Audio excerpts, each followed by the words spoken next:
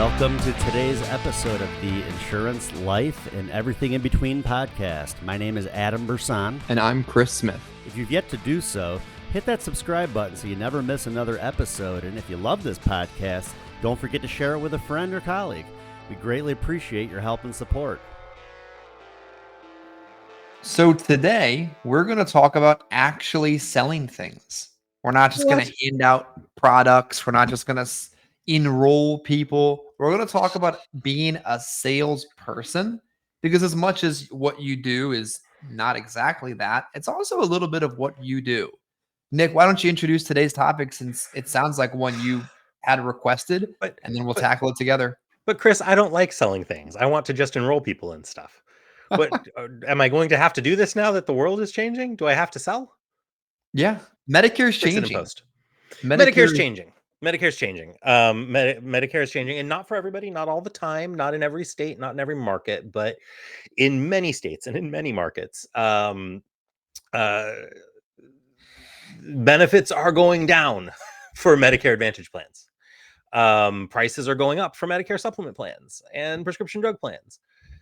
Things are getting more expensive, and there are less freebies to go around. And so I was talking with the group that I train for Medicare, because I train a group of people to do Medicare sales. And we were talking about going over and comparing ANOCs today, and like, you know, what plans are changing, and like who to target and who to try and rescue, and like who's going to not be able to be crosswalked and who you should just allow to get crosswalked. And we were doing all that kind of stuff. And I mentioned before we were going that, you know, Chris and I didn't have a topic for today's recording, and you know, maybe they could toss out some ideas. And one of the ideas was, and I think this is a good one, is like, how does that conversation change? Because for the last 3 or 4 years, the best way to approach somebody who's a Medicare Advantage client, Medicare supplement client's a little bit different, a little bit. But the best way to approach somebody who is a Medicare Advantage client for the last several years has been to hammer in on the areas that really move the needle for people, the sizzle. You're talking your dental benefits, your vision benefits, your give backs, your over-the-counter cards, OTC. Right? The food cards, utility cards, getting them qualified for all sorts of things. And for like duals, that's still a thing, but duals are going to get harder to work with as a primary source of business going forward. Maybe you don't want to hang your hat on duals for a variety of reasons starting in 2025. Take them if you got them, but maybe not where you want to focus your energies. You know, the LIS SEP is going away, so that's going to make things really interesting, right? There's always a disaster. I mean, call me crazy, or call me in a little bubble. Maybe I'm wrong, but I swear to whatever people pray to, there's always a disaster SEP. I'm not worried about the ability to find an enrollment period. I'm just saying, like, the people who are going to still be getting some of these extra benefits are not always going to be the easiest people to get, find a reason to enroll any longer, right? Fewer 5-star plans, as far as I can tell. We don't know for sure. The star ratings haven't come out, but star ratings went, like, the number of 5-star ratings contracted last year to this year. I expect probably the same, because CMS seemed like they were kind of pissed. So I imagine that star ratings are probably not, there's not going to be a ton of 5-star plans, is my guess. I could be wrong. This is just forecasting. But when you don't have really rich dental benefits, when you don't have, you know, $170 give backs, when you don't have $300 a month in over the counter, how do you sell these plans? Like, is it possible? Can anybody possibly sell Medicare Advantage if you don't have free things to give away? Chris, can you sell Medicare Advantage plans if you don't have free things to give away? In Maryland, I know there are so many free things to give away. They're giving away Medicare Advantage plans. How are you doing this in Maryland? Well, let me tell you an interesting scenario. And it is kind of on topic. I think it is interesting to the 6 people and a dog that watch this. I've run into several Medicare Advantage plans, City of Baltimore retiree Medicare Advantage plans from a big name brand carrier with a $150 a month premium that comes out of their pension. No, it's not the worst plan. There are some copays. There is obviously a network at play here. But a $150, for all intents and purposes, Medicare Advantage plan with really nothing sexy about it. Standard health insurance. And Yeah. in those scenarios, what I've done, I've run into 3 of them in the last 3 weeks, is pitched meds up. Like I'm warming up, I'm getting a rapport, I'm fact finding, and I just quick run a quote on Toolkit to see how close are they to this price to sup at their age. Usually pretty close. And it requires sales skills to walk through a summary of benefits on their current plan. Thank you for Google to find the plan because it's not Right. on Sunfire. To walk through what a Medicare supplement does, and then to ask them for your $150 a month, which do you think would be better health care for you? And it has nothing to do with dental. Well, I mean, like a Nope. little bit. Nothing to do with OTC. It doesn't have any. Neither of them will.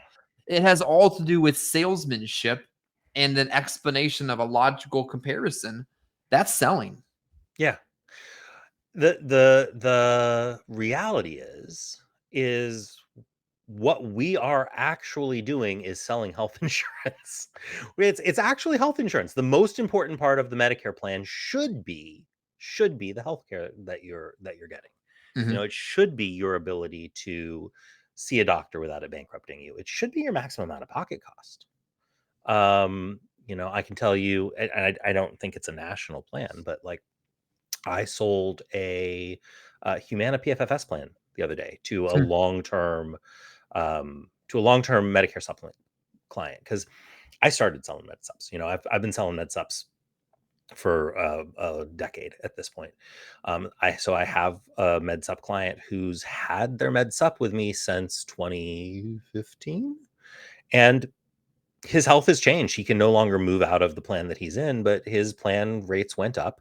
And he's paying like $370 a month for his med sup. And it's, you know, it's a med sup. It's good. It's good coverage. He likes it, but he realistically cannot continue to afford it. Where I am, Humana's got a PFFS plan, and it is in many states, not every state, but in many states, or they have an equivalent. It's got a $1,500 maximum out of pocket and zero Mhm. copay for hospitals, zero copay for specialists, zero copay for primary care doctors. Some copays if you're getting an MRI, copays if you're having surgery, you're going to have copays. The average copay is about $150. There are some copays that are like $45 for things like labs, so it's not free when you're getting regular stuff done, but it's a $1,500 MOOP. It's $40 a month instead of $370 something dollars a month. He's saving a whole bunch of money, and we went through it. We went through Medicare Advantage plans, other Medicare Advantage plans with givebacks and things like that. And you're like, Nick, I don't know why I wouldn't do this Humana PFFS plan. And it's private fee for service. There's no network, right? Doesn't guarantee that doctors will take it, but there's no network. It makes things easier. Mhm. It's It's a solid very, plan. First time I saw it, I was like, "That's pretty cool." yeah, All the things that it does, and I think that there's been so many Medicare agents that are so pigeonholed into zero premium products.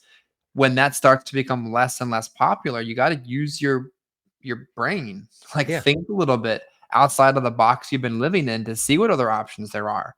I had an agent call, and I said, "Don't hesitate." I mean, they are on LIS. This plan might actually be zero premium, but there are sometimes premium-based plans that really provide better health care, and if you total up the premium, let's just say it's $300 a year, they're probably gonna save way more than that over the course of the cost and copays when they're a heavy utilizer. yeah. I mean, in some of the counties where I work, there are 2 or 3 really, really excellent plans that have a premium. In fact, I will tell you, this was my entire marketing strategy when I first got into Medicare Advantage because give back plans were not a thing yet. My entire marketing strategy, because I was a final expense agent, I was going out selling final expense. Mhm. And where I work, it's sometimes difficult to qualify to be fully dual eligible. People are making just a little bit too much money in their general cost of doing business. They didn't, my state didn't accept Medicaid expansion and all that kind of stuff. So if you're not making less than about $1,000 a month, you're not getting Medicaid where And then I at work. all? Was it like at all? Yeah. You're not QMB unless you're at $1,000 a month or less. Let's just take a sidetrack because I know nobody cares about this, but I Right. find this interesting and I'm doing this, so I'm going to talk about it. The difference between the amount of people I see on Maryland Medicaid, Mhm. or I just wasn't looking, I don't know, in Pennsylvania is significantly different. Yeah. Like everybody's QMB. Yeah. Far more people are SLMB. Yeah, you run into your FBDEs on occasion, but maybe it's because of the lack of plans that I have to dig into what you are to see what you'll get. Yeah. But it really does vary that greatly from state to state on where people fall on that spectrum, right? Yeah. State to state. Every state is different, right? So if your state's going by the minimums, which Pennsylvania does, the minimums are pretty low. you know, it's a little higher than $1,000 a month, but it's not. It's 1075 ish. I remember $1,000 a month. And you can get SLMB higher, higher than that, but SLMB is not doing a lot of our people very good. There were not a lot of partial duals at the time when I started doing Medicare Advantage plans. They're more common now, but it used to be like the dual plans. It was QMB, or one of the pluses, or FBDE, and that was it. SLMB, QI, SOL. So well. Yeah, I figured continue going with initials. So I would target people who had extra help, because if you're SLMB or QI, you've also got extra help, and get them into plans that looked like they had a $35 or $40 a month premium, but because this person had extra help, they were paying $0 a month, and I would use that as a selling tool. I'd be like, look at this, you're getting a plan that everybody else has to pay like $50 a month for. And because of your situation, we're able to get you a subsidy, and you're going to save $50 a month on that. You don't have to pay that $50 a month. The federal government's going to pay that for you. And you get this plan for $0 a month. And that is, I think, kind of awesome, because you get the same health benefits that the rich people who are paying $50 a month get, and you don't have to pay for them. It's an effective sales tool, and people would jump at that all the time. I had a sidebar. Yeah. I got triple dialed today from a 484 number, and I'm thinking, Nice. is my dad okay? Like, who is calling? What is this? Sure. And I'm on. I just finished up Dynamic Fridays with Adam, and Adam's like, it's probably an insurance agent. So I answered it. 484, by the way, for everybody who's watching this, that is a southeastern Pennsylvania area. Yes. And I answer it. It's an insurance agent. I know their history at Lincoln. I know they kind of danced around, followed Christine Ill around. I don't know what they're really doing, but they're in client of mine, a human being's home. And I know for a fact she's got $220 a month premium for her and her husband. But she also, last I checked, which I could be wrong, had $200 give back plans. And for all intents and purposes, she has free insurance. Yep. She's paying a lot of money, but she also has free insurance. And I'm saying to this person, Monica, don't you dare mess this up. I don't know if you understand how to look at this. And I guarantee they don't understand how to look at this because it's been a year. But don't you dare mess up this 82-year-old's policy, because she's not really paying for it. Yeah. But your strategy there at that point in time made a lot of sense. Yeah. And stuff like that is, I think, going to start making sense again in the future. Like, that's not a thing that none of the agents that work with me now, I've never talked to them about this stuff because it's never been necessary. Because by the time I started working with agents trying to help them sell Medicare, like, give back plans were a thing and rich dental benefits were a thing, but they didn't used to be, right? It used to be like $500 for dental was pretty normal. Like, that was a pretty normal thing. $500 for dental that no dentist in the county would take. Right? Like, that was pretty normal. You'd have to drive for an hour to find a dentist that would take it. That was typical. Medicare Advantage plans used to be not very good, right? Like, really, really not very good. They've gotten a lot better. They're getting a lot worse. Nothing we can do about that. We don't control that side of things. Yeah. Well, let's talk about selling in the context of a just pure Medicare T65 presentation, because I see all the time on these forums and these Facebook groups, people talking about targeting T65s. And even I'm like, that's interesting. And I email my lead vendor. I'm like, can I do this? I want to do this. This looks like fun. But I find this looks like that if I just mail the Medicare lead, I swear, maybe it's just Maryland. 2 or 3 people every week are T65. Yeah, of I course. don't need to target them. They find themselves. No, you don't need to target T65. T65s will find you. Yeah. Yeah, like, I mean, I could tell you how I would approach a T65 sale. That's just actually selling. Let's walk through yeah, that. That's interesting to people. so the T65 sale, your competition is not other companies. If you're a broker, right, you theoretically have everybody that you need. Your competition is other brokers. Your whole job, your competition is not even really other brokers, really.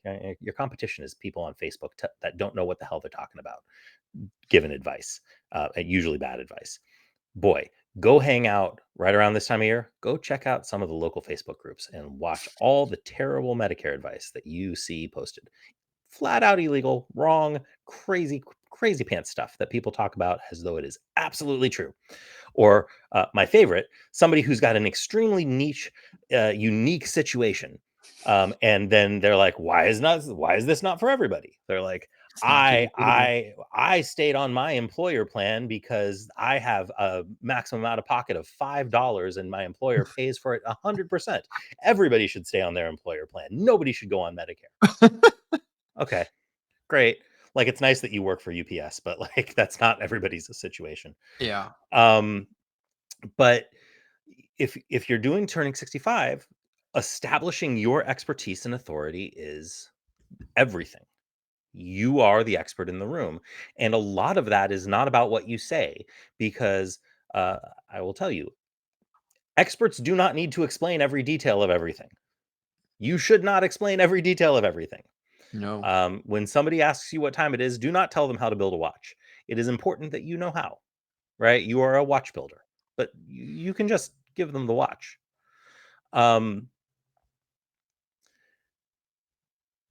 Go through a very abbreviated version of Medicare 101 to make sure you are on the same page with them and that they are not believing anything that is not true. Be very confident in how you present things. Things are facts. If they tell you something that is not true, feel free to say, no, that's not how that works. It's okay. They will respect you for it. That's salesmanship. There it is again. That's not Yeah. enrolling into a zero premium plan. That's selling. Yeah. If they tell you something that is flat out not true, because they will believe things that are not true, you are free to say, no, that's not how that works. They'll respect you for it. Nick, I have these people call sometimes angry at me, and I'm not T65, but like family or clients. And I'm like, either you're going to yell at me, and if that's what you want to do, God bless you, or I'm going to help you. Like Right. people just want like to know, are you in charge of the situation or are you going to Yeah. be pushed over? Yeah. The reality is, you are never, in the amount of time that you have with any prospect, you are never going to teach them enough about how Medicare works for them to be able to make an informed decision on their own. You just can't. You wouldn't have a job. Like you wouldn't exist. Right. Well, but I mean, but beyond that, like, it's not possible. It takes hundreds of hours to be able of working with Medicare to be able to understand Medicare well enough to really reasonably make an informed decision. It is a shame what some of these ship officers are doing, because they give bad advice all the time too. Social Security people, Social Security, by the way, not actually allowed to give advice, right? So anytime somebody's like, "Oh, I'll just call Social Security and find out," like, fucking good luck, right? They're going to tell me about my ability to have or not have life insurance. I'm like, that's illegal.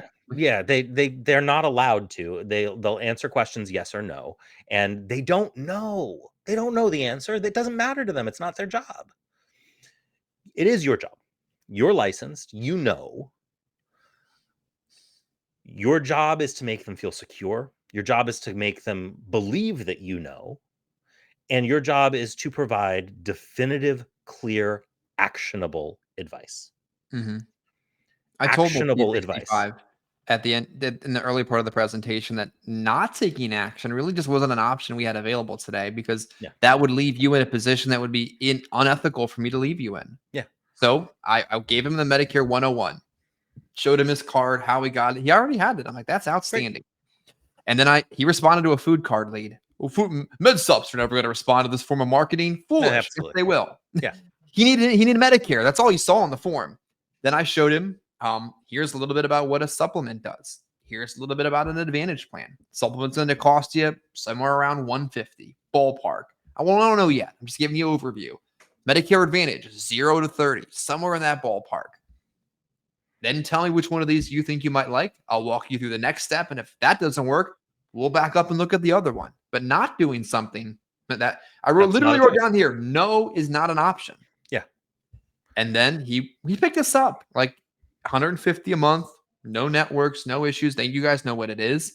But I think a lot of Medicare Advantage agents that are used to enrolling, not selling, in zero premium plans with $300 OTC and $100 givebacks don't even know how to walk through a sub sale when they walk into it. No. Oh, God. I didn't at one point. I would just try to flip them into an MA plan. Most people don't. Most Medicare agents couldn't tell you the difference between the various supplement plans. They would not know the difference between a plan G and a plan N, let alone know like what a plan K or a plan D does. Like they don't know. High deductible G. Yeah, high deductible. Like there are some people for whom high deductible G plan makes a ton of sense. Yeah. Let's come down to the southern part of Kent County, Maryland, where you're at 45 minutes from your primary care doctor, sitting with a gentleman with a broken leg going in for surgery later. And he's like, that literally was all that he could afford. A high deductible G was about $50 a month.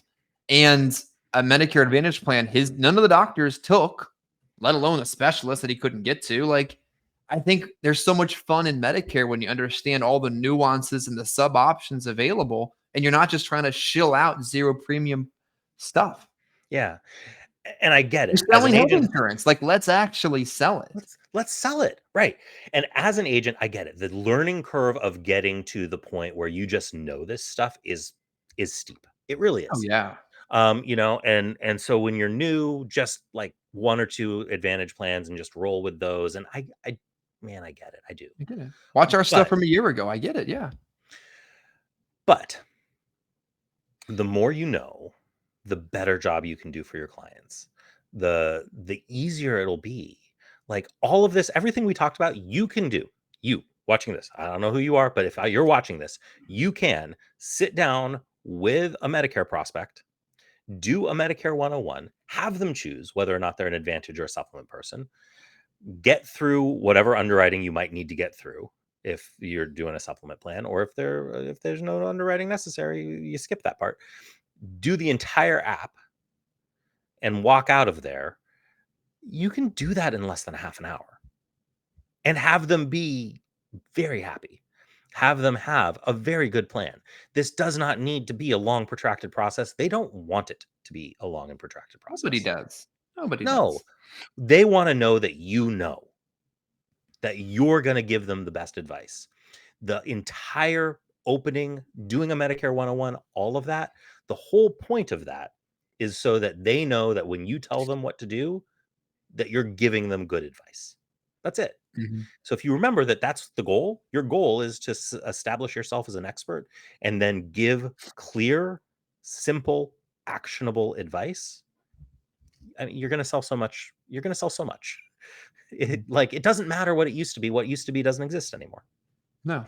Let's take our last 7 minutes and kind of segue this educational and selling conversation into our roots into final expense. Yeah. And I mean, you have a lot of experience managing on the Medicare side, some exposure managing on the final expense side. But would you agree or disagree that there's a significant difference on how you look at things in a builder perspective versus a solo personal producer perspective?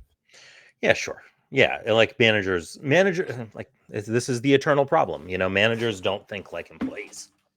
Well, I mean, you have to think more globally versus singularly. We were having this debate on the corner bar called Insurance Forums, which might as well just be in Kensington at this point. Like it's literally that same kind of a feel.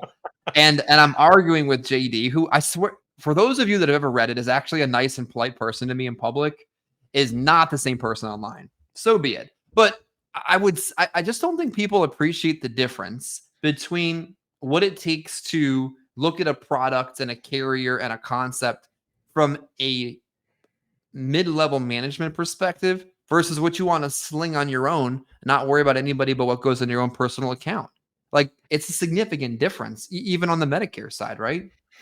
Relationships, resources, funding, It is different. So Logistics. there is always going to be a difference between what is good for management and what is good for the individual agent, right? There's a What middle is road to it, though. yeah, of course there should be a middle road. There, one would hope there would be a middle road. You know, ideally you've got management that is looking out for the agent, and ideally you've got agents that see the bigger picture. But there will always be a fundamental difference between management and the individual agents, and that is, I don't know that is an obstacle that is necessarily overcomable. I think it's just It is, America. yeah, it's an obstacle where you can move the pieces around a little bit, but at the end of the day, everybody is sort of selfishly working in their own best interest. And I think that if you go in with the expectation that everybody is realistically working in their own best interest, because no matter how altruistic you try to be, at the end of the day, this is a job, and if you weren't getting paid, you're not going to do it. And that you can do a very good job of putting other people first, but there will always be a "what's in it for me" moment. Well, let's look at it too from a slightly different look.